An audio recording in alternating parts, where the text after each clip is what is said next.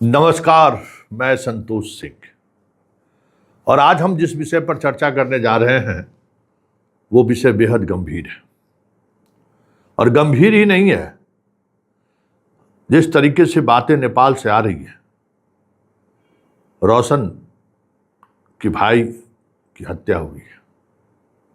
जी हाँ, प्रथम दृष्टया जो बातें अब छन करा रही हैं, बड़ी बड़ी बातें लोग कर रहे थे, एक से एक दलील देने वाले लोग दलील देने आ रहे थे। हिंदू मुसलमान के नाम पर लोग बटने लगे, तर्क पे तर्क दिए जाने लगे। अब जरा तर्क दीजिए कि नेपाल पुलिस ने मान लिया है फिलहाल कि यह हत्या है, और जितने लोगों को उन्होंने हिरासत में लिया था सबों को जेल भेज दिया, और उसमें से 3 लोगों को 7 दिनों के रिमांड पर दिया है। ये नेपाल से बड़ी खबर है। खबर सिर्फ इतना ही नहीं है, खबर ये भी है वहाँ के पत्रकारों से जो हमारी बातचीत हुई है, वहाँ के कई लोगों से हमारी बातचीत हुई है। वो तो संयोग कहिए कि ईटीवी नेटवर्क के लोग जो पहले नेपाल में रहा करते थे, अब उस नेटवर्क के लोग अब नेपाल में नहीं हैं। नहीं तो हम तो अभी सब कुछ मंगा लेते, अभी सारे इन्वेस्टिगेशन का मतलब क्या है, कहाँ क्या है, सब कुछ। 4 डॉक्टर प्रिंस को देखा है इस दौरान, जिसमें से 3 डॉक्टर का मानना है कि इसकी हत्या हुई है।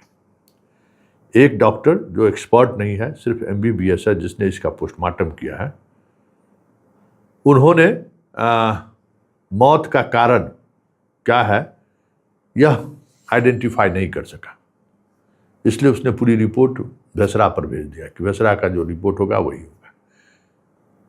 लेकिन उसके मृत्यु इलाज के दौरान ले जाया गया, फिर पोस्टमार्टम, इस सब के दौरान ऐसा लग रहा था कि कोई बड़ी ताकत है जो बहुत जल्दी में सब कुछ कराना चाहता है।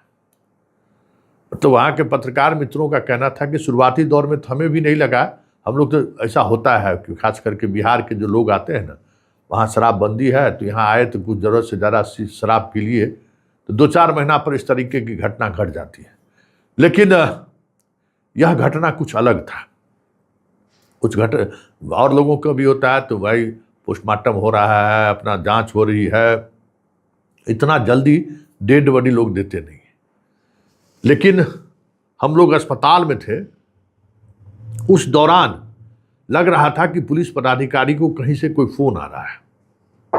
वो लगातार डॉक्टर पर दबाव बना रहे थे कि जितने जल्दी इसका पोस्टमार्टम हो सकता है पोस्टमार्टम कीजिए। फिलहाल बिहार में कोई इतना बड़ा नेता नहीं है जो क्या कर सकते हैं कि भारत सरकार के विदेश मंत्रालय में पकड़ बनाकर दबाव बना सके। जहाँ तक मेरी समझ, कोई बिहार में अभी ये नेता नहीं है।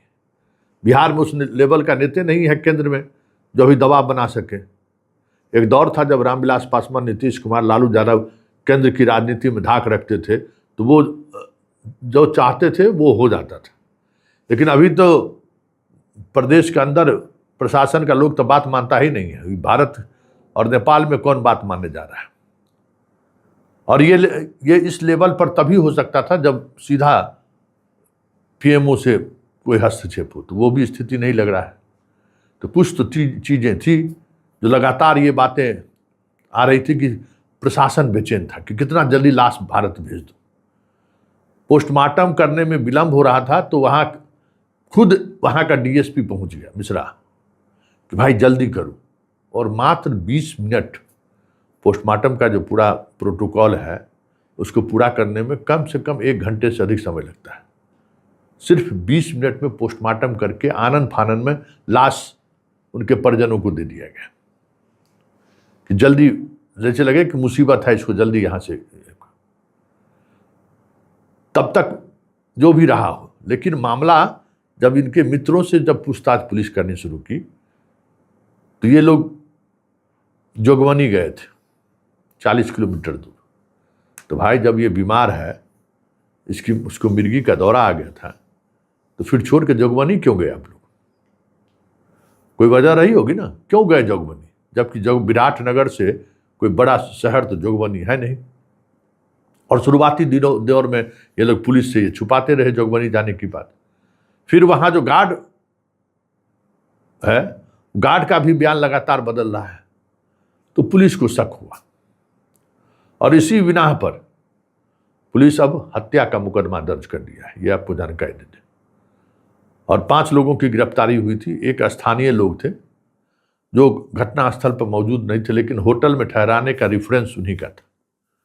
तो उस रेफरेंस के आधार पर उनको भी जेल भेजा गया था, लेकिन वो जमानत पर बाहर निकल गए। चारों के चारों लोग जेल में हैं और उनमें से अलग अलग 7 दिनों के रिमांड पर लेकर पूछताछ कर रहे हैं। इसी अलग अलग पूछताछ के दौरान ये बातें सामने आई कि चारों दोस्त का अलग अलग विरोधाभासी बयान है, किसी का भी बयान एक जैसा नहीं है। मिर्गी का दवा खाता था, मिर्गी के दवा खाने से अत्यधिक डोज लेने से ये परेशानी हुई।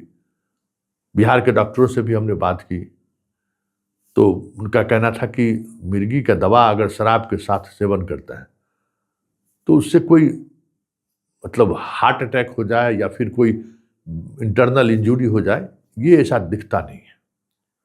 हालांकि नेपाल के पत्रकार और डॉक्टरों ने जो हत्या की बात कह रहे हैं, उनका कहना है कि यहाँ पे तो कट मार्क्स था ही, इंटरनल इंजरी भी दिख रहा था, डेड बॉडी सहज नहीं दिख रहा था। तो ये सारी चीजें अब धीरे धीरे छन कर सामने आने लगी है, और सिर्फ छन के ही सामने नहीं आने लगी है, अब नेपाल में ये चर्चा भी होने लगी है कि इसके पीछे कोई गहरी साजिश तो नहीं है, ये सामान्य केस नहीं है। तो जब सामान्य केस नहीं है तो इसके पीछे कौन लोग हैं जो प्रिंस को इस दुनिया से उठाने में बड़ी भूमिका निभाए। नेपाल पुलिस का अनुसंधान आगे चल रहा है और उस अनुसंधान की कड़ी अगर भारत की तरफ भी बढ़ी तो जो हमारी बातचीत हुई है, कुछ न कुछ जो इसके प्रोसीड्योर है उसका पालन करेगी पुलिस। लेकिन जांच भी बहुत धीमा चल रहा है, जैसे लग रहा है कि कोई दबाव में हो पुलिस। जांच रिपोर्ट भी जो है, जैसे पोस्टमार्टम 20 मिनट में निपटा दिया गया, भेसरा का रिपोर्ट भी 1 सप्ताह से अधिक होने को है। 13 तारीख को घटना घटी थी और आज 21 तारीख, अभी तक भेसरा का रिपोर्ट भी उस तरीके से नहीं आया है। तो कई ऐसे एंगल है जिस एंगल से ये साफ लग रहा है कि कुछ न कुछ हुआ है। अब क्या हुआ है, कैसे हुआ है, ये जब तक पूरी रिपोर्ट नहीं आएगी तब तक कहना मुश्किल है। लेकिन एक बात जो तय है, जो साफ दिख रहा है कि प्रिंस की मौत हुई है या हत्या, इसको लेकर जो एक ओपीसी है, मतलब एक जो ऑपरेशनल प्रोसेस है पुलिस का, वो फॉलो नहीं किया गया है, यह साफ दिख रहा है।